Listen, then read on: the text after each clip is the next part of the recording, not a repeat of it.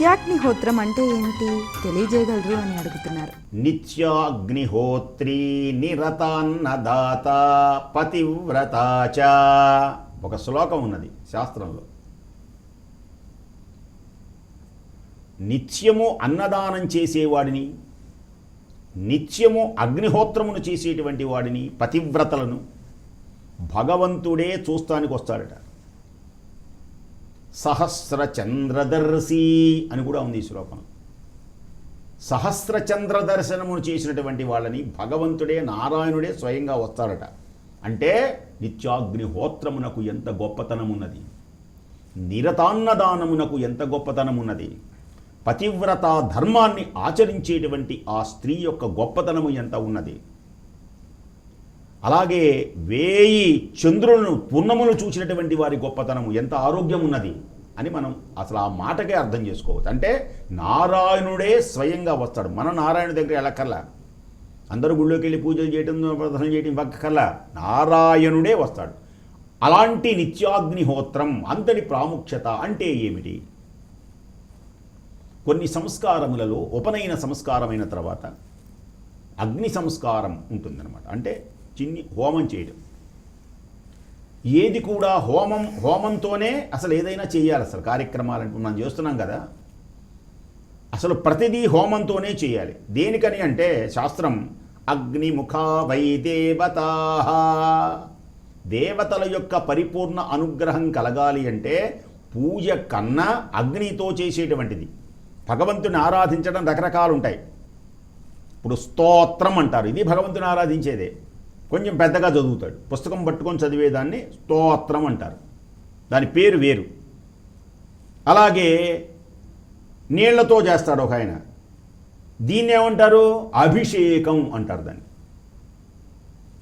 కొందరు ఏం చేస్తారు? పూలతో చేస్తారు, ఓం కేశవాయ నమః, ఓం నారాయణాయ నమః, ఓం. దీన్ని పూజ అంటారు ఇలా చేస్తే. అగ్నితో చేసేటువంటి దాన్ని హోమం అంటారు. ఇప్పుడు ఇది ఆరాధనే. ఈ అగ్నితో చేసేటువంటిది హోమం. వీటన్నిటిలో గొప్పది ఏది అంటే హోమం.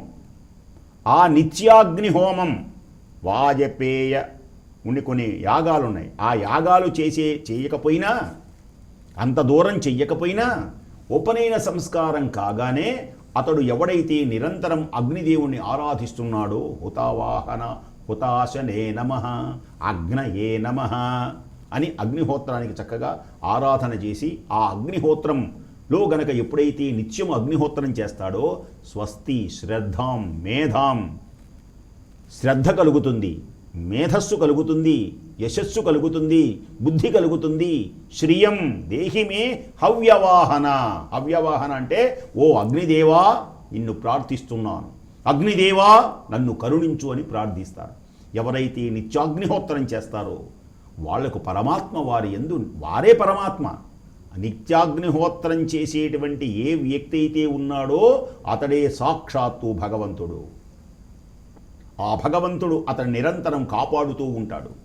ఒక చిన్ని ఉదాహరణ చెబుతాను. అల్లసాని పెద్దనానున్నాడు, ఆంధ్ర కవిత పితామకుడు. ఆయన శ్రీకృష్ణదేవరాయల ఆస్థాన కవి. అతడు మను చరిత్ర అని రాశాడు. ఆ మను చరిత్రలో ఒక మహానుభావుడు ఉన్నాడు. ఆయన పేరే ప్రవరుడు. అతడు నిత్యాగ్నిహోత్రి.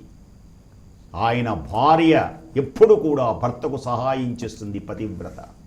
ఒకానొక సమయమున హిమాలయములకు వెళ్ళి ఒంటరివాడైనప్పుడు, కొంచెం ఆపద కలిగినప్పుడు, ఒక వరోధిని అని పేరు కలిగినటువంటి ఆమె అతన్ని వరించి అలా మీదకు వస్తున్నప్పుడు అతడు ఏకపత్ని వ్రతుడై సాయంకాల సంధ్యావందనంలో అరుణారుణం సూర్యుడు అవుతున్నప్పుడు నిత్యాగ్నిహోత్రం చెయ్యాలి నేను. ఆయన ఎప్పుడు ఏమీ కోరలేదు అగ్నిదేవుణ్ణి. ఇప్పుడు నేను హిమాలయాలలో ఊరు తెలియక విలవిలలాడుతున్నాను. ఓ అగ్నిదేవా, ఓ అగ్నిదేవా, నిత్యానుష్ఠాన కర్మలను ఆచరించడానికి నేను ఇప్పుడు అశక్తుడనై ఉన్నాను. కాబట్టి నీవు నన్ను కరుణించు. నేను ఆ అగ్నిహోత్రమును చేసేటువంటి అర్హతను, ఆ సమయము లోపు నా ఇంటికి చేర్చు అంటాడు. అనగానే అగ్నిదేవుడు అతన్ని మాయం చేసి అతన్ని తీసుకొని వెళ్తాడు. అగ్నిహోత్రమును ఆచరిస్తారన్నమాట. అగ్ని నిరంతరము చేసేటువంటి వాళ్ళకి. సీతమ్మ కూడా అగ్నిలో దూకిన అగ్ని ఏం చేయలే. అగ్ని వంటి పతివ్రత సీతమ్మ. అందుకనే రాముల వారికి తెలిసే అగ్ని దూకమన్నాడంటే అది ఒక కథ. దానికి చాలా ఉన్నాయి. ఆ పుణ్యమైనటువంటి నిత్యాగ్నిహోత్రం చేస్తే ఇన్ని శ్రద్ధ, మేధ, బుద్ధి ఇవన్నీ కలుగుతాయి, తేజస్సు కలుగుతుంది. అది రోజు చేస్తారనమాట. వాడు అగ్నిని ఇంట్లోనే ఉంచుకొని చేస్తారు. వాడు ఇంట్లోనే ఒక ఆగ్నేయ స్థానంలో అగ్నిదేవుణ్ణి ప్రతిష్ఠించుకొని నిత్యాగ్నిహోత్రం చేస్తారు. సంధ్యావందనాలు నిరంతరం లాగానే. అది విశేషం.